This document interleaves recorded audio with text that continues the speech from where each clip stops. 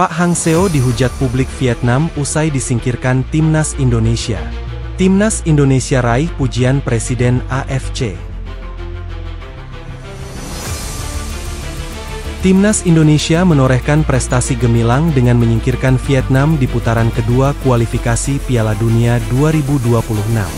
Kemenangan atas Filipina 2-0 mengantarkan Garuda ke posisi kedua klasemen Grup F, lolos ke putaran ketiga bersama Irak. Kegagalan Vietnam melaju ke putaran ketiga menjadi sorotan utama.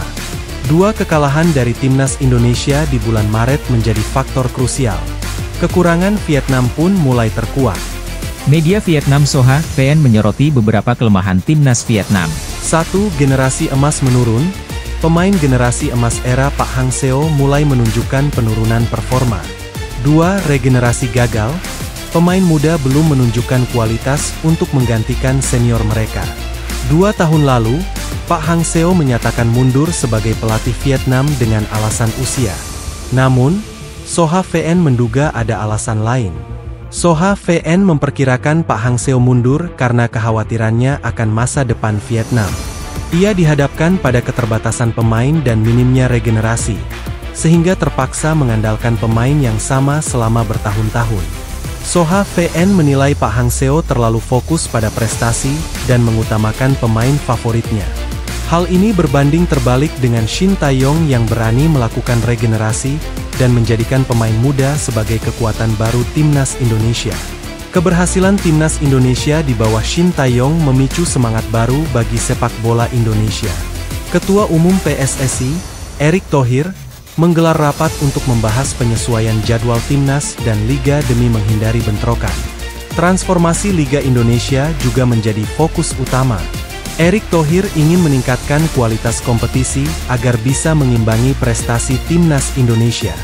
Lolosnya Timnas Indonesia ke putaran ketiga kualifikasi Piala Dunia 2026 menjadi angin segar bagi sepak bola nasional.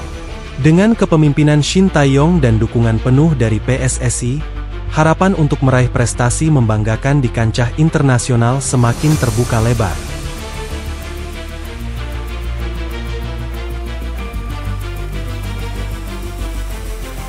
Timnas Indonesia raih pujian Presiden AFC. Prestasi gemilang Timnas Indonesia mendapat pengakuan dari Presiden Konfederasi Sepak Bola Asia, AFC, Sheikh Salman bin Ibrahim Al Khalifa. Pujian ini dilontarkan atas keberhasilan Timnas Indonesia mencatat sejarah baru dengan lolos ke putaran ketiga kualifikasi Piala Dunia 2026 zona Asia.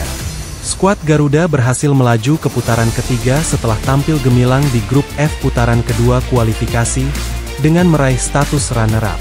Prestasi ini menjadi momen bersejarah bagi sepak bola Indonesia, karena sebelumnya Timnas Indonesia belum pernah mencapai fase ini.